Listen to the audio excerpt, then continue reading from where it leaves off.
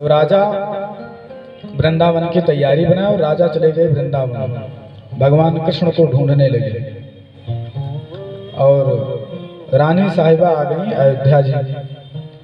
अयोध्या जी में आकर के रानी भगवान रामचंद्र जी को गली गली में ढूंढती हैं, हर एक स्थान पर जाती हैं, सरयू जी में नित्य प्रतिदिन स्नान करती हैं, भगवान का नामों का स्मरण किया करती हैं, मानस का पारायण किया करती हैं, परंतु भगवान दर्शन नहीं देते। और जब रानी को भगवान दर्शन नहीं देते हैं तो रानी धीरे धीरे बहुत दुखी होने लगी। और रानी अयोध्या में रह करके बहुत दिनों तक भगवान का स्मरण करती रही, पूजा अर्चना करती रही, परंतु राम जी रानी को दर्शन नहीं दिए। जब दर्शन नहीं दिए, बहुत समय व्यतीत हो गया, तब रानी के हृदय का जो दुख था वो और ज्यादा बढ़ गया। और जब दुख बहुत ज्यादा बढ़ गया, तब रानी आई और सरयू मैया के किनारे बैठ गई, तट पर ही, और सरयू मैया से प्रार्थना करने लगी कि माता जी अब आप कृपा करो, अगर हमको भगवान दर्शन नहीं देंगे तो फिर मैं अपने शरीर को यहीं पर मैं त्याग दूंगी, लेकिन मैं वापस ओरछा नहीं जाऊंगा। वो ये विनती कर ही रही थी, प्रार्थना कर रही थी, रो रही थी। भगवान के दर्शन करने की उत्कट लालसा जो महारानी के अंदर जो थी, इसके कारण रानी भाव विवल हो रही थी, रो रही थी। तब तक भगवान श्री राम भद्र एक छोटे से बालक के रूप में आकर के रानी से कहते हैं, माता जी आप रो क्यों रही हैं? रानी कहीं कि बस हम रो रहे हैं, हमको रोने दीजिए। भगवान कहते हैं नहीं, आप बताइए तो आप क्यों रो रही हैं, आप इतनी दुखी क्यों हैं? रानी कहती हैं मैं क्या बताऊं, मैं ओरछा से आई थी भगवान का दर्शन करने के लिए, और बहुत दिनों तक मैं अयोध्या में रही और सब कुछ मैंने किया, लेकिन राम जी मुझे अभी तक दर्शन नहीं दिए। और अगर वो दर्शन नहीं देंगे तो फिर मैं वापस ओरछा नहीं जाऊंगा। मैं अपनी हार में स्वीकार नहीं करूंगा कि भगवान हमको दर्शन नहीं दिए। अगर हमारी बात होती तो ठीक है, लेकिन हमारे राम जी की बात, तो इसलिए मैं ओरछा में वापस नहीं जाऊंगा। भगवान राम और भगवान कृष्ण एक ही हैं, और दो नहीं हैं, एक ही, लेकिन जिससे जिनका मन लग जाए, जिनमें प्रीति हो जाए, यह बड़ी बात होती है। ऐसे ही श्रीमद् गोस्वामी तुलसीदास जी महाराज एक बार गए हुए थे वृंदावन सूरदास जी के साथ में।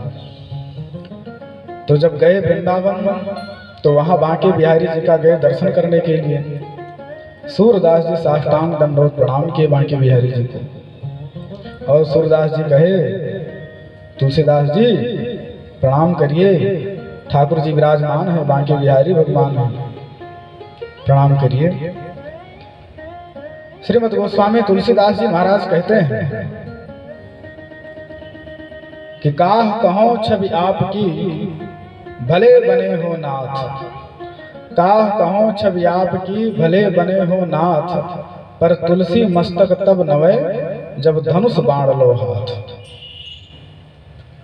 गोस्वामी जी प्रणाम नहीं किए, और जब प्रणाम नहीं किए तब बांके बिहारी जी जो भगवान कृष्ण के स्वरूप में विराजमान है, भगवान कृष्ण फिर राम जी के रूप में मद श्रीमद् गोस्वामी तुलसीदास जी को दर्शन देते हैं। और वहीं बांके बिहारी जी के बगल में रघुनाथ मंदिर अभी भी बना हुआ है। तब भगवान धनुष बाण लेकर के और श्रीमद् गोस्वामी तुलसीदास जी को दर्शन देते हैं। तो और इसी बात को भगवान कृष्ण गीता में भी कहते हैं, ये यथा माम प्रपद्यन्ते तांस तथैव भजाम्यहम्। जो भक्त मुझे जिस रूप में भजता है मैं भी उसको उसी रूप में मैं प्राप्त होता हूँ। तो जो रानी साहिबा हैं ओरछा की, वो भी राम जी से अनन्य प्रेम कर रही हैं। उनके हृदय में भगवान श्री राम जी की छवि विराजमान है और वो राम जी के बिना जी नहीं सकती हैं। और अब तो उनके मन में यह दृढ़ संकल्प हो चुका है कि मैं जब तक राम जी का मैं दर्शन नहीं कर लूंगी तब तक मैं ओरछा वापस नहीं जाऊंगा। और भगवान बाल रूप में उन्हीं के सामने बिल्कुल प्रत्यक्ष खड़े हुए हैं। भगवान कहते हैं आप समझ लीजिए कि आपको मिल गए राम जी। रानी कहती हैं ऐसे कैसे, मैं कैसे मान लूं कि हमारे सामने राम जी हैं। तब राम जी कहते हैं हम ही राम जी। जब भगवान अपने भक्त पर जब कृपा करते हैं तो रानी के हृदय में जैसे यह आया कि नहीं यही भगवान हैं, यही ठाकुर जी हैं। तो जब राम जी को पा करके रानी बहुत प्रसन्न चित्त हुई और उनका सारा दुख दर्द सब मिट गया और उनका दर्शन करने लगी, उनको अपने हृदय से लगा लिया और भगवान से कहने लगी प्रभु अब मैं आपको ओरछा ले चलूंगी। भगवान कहते हैं ओरछा मत ले चलिए। और रानी कहती है कि प्रभु आपको ओरछा चलना ही पड़ेगा। और वो भगवान को मनाती हैं, श्री राम भद्र जी को, और श्री राम जी को ओरछा ले चलने के लिए तैयार होती है। और जब रानी श्री राम जी को लेकर के जब ओरछा के लिए जब जाने लगते हैं तो अयोध्या के जो अच्छे अच्छे जो विशिष्ट परम संत जो थे तो सारे संत विचार करने लगे कि राम जी जब ओरछा जब चले जाएंगे तब फिर अयोध्या में फिर क्या रह जाएगा, तो क्या किया जाएगा। तो उसमें जो महामनीषी जो कुछ ऐसे संत थे, संत जी कहे कि भगवान तो जा रहे हैं, भगवान को जाने दीजिए। भगवती माता जानकी जी को हम लोग रोक लेते हैं और जब जानकी जी जब अयोध्या जी में जब रहेंगी तो राम जी स्वयं आएंगे। बस जानकी जी को न भेजा जाए, जानकी जी अयोध्या में रहें तो राम जी तो अपने आप आएंगे।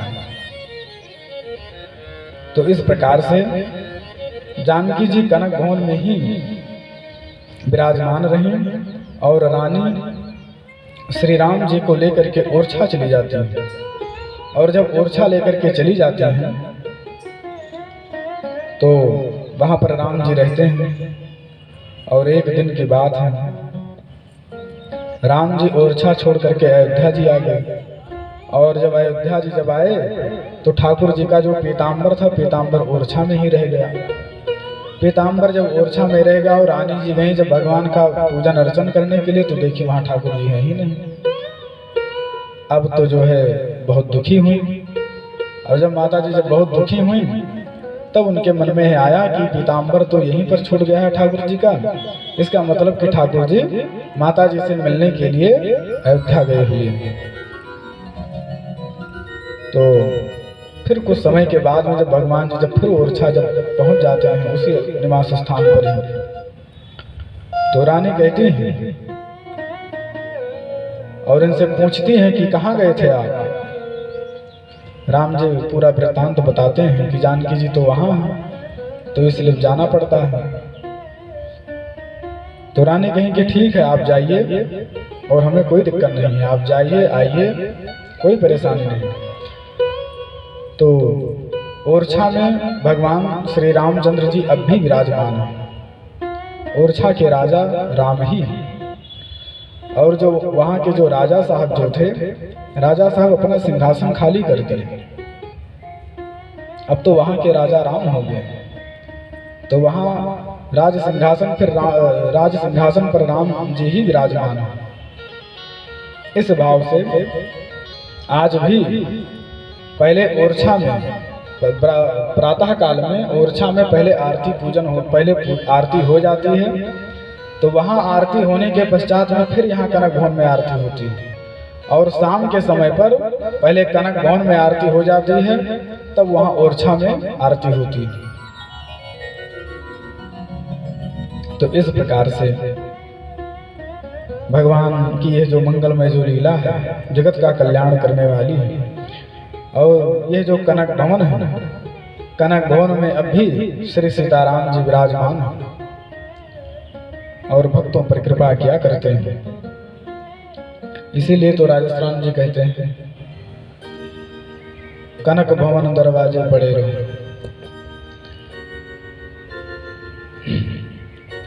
जहाँ सिया राम जी विराजे पड़े रहो।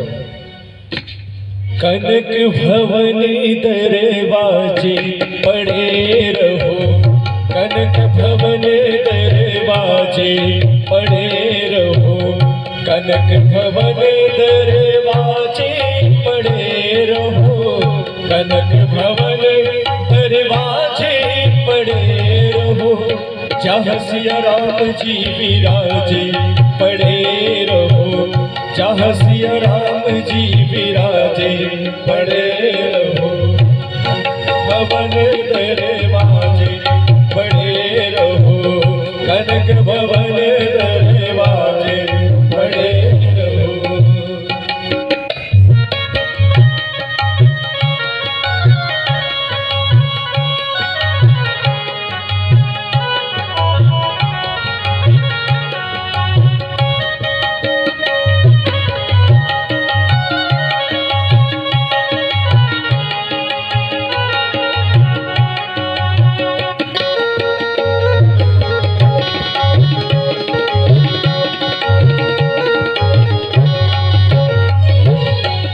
सुघर सोपान सो द्वार सुहावे, सुघर सोपान सो द्वार सुहावे, छटा मनोहर मोहे मन भावे, छटा मनोहर मोहे मन भावे, सुंदर शोभा साजे पड़े रहो, सुंदर शोभा साजे पड़े रहो, कनक भवन दरवाजे पड़े रहो, कनक भवन दरवाजे पड़े रहो, जहाँ सिया राम जी विराजे पड़े रहो, जहाँ सिया राम जी विराजे पड़े रहो, कनक भवन दरवाजे पड़े रहो।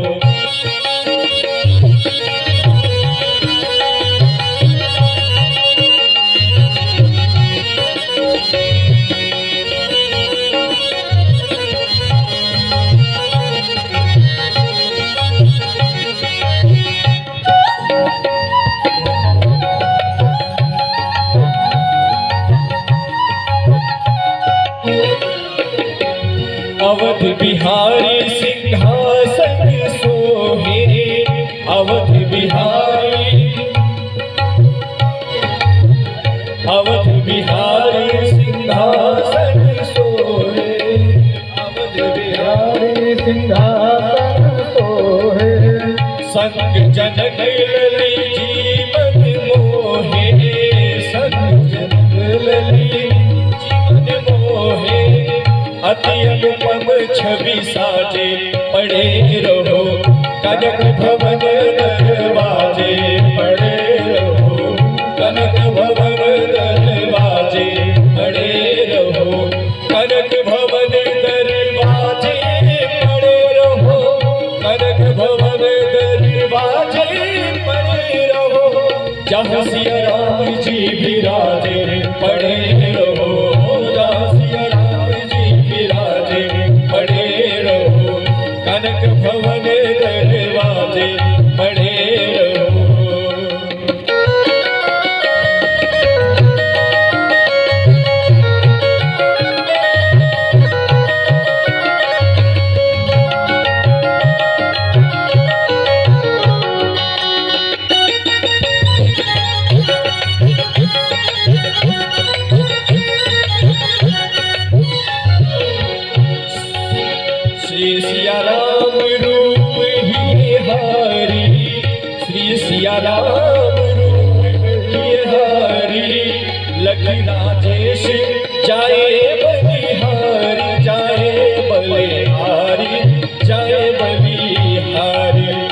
सखी राजे से जाए बलिहारी कोटि कामरती लाजे पड़े रहो कनक भवन दरवाजे पड़े रहो कनक भवन दरवाजे पड़े रहो कनक भवन दरवाजे पड़े रहो जासिया राम जी विराजे पड़े रहो जासिया राम जी विराजे पड़े रहो जासिया राम जी विराजे पड़े रहो कनक भवन दरवाजे पड़े रहो कनक भवन दरवाजे पड़े रहो। बोले श्याम रामचंद्र भगवान की जय। तो ओरछा की जो महारानी जो थी, फिर वो कनक भवन मंदिर का निर्माण करवाई और इस प्रकार से भगवान श्री सीताराम जी अब भी कनक भवन में विराजमान हैं।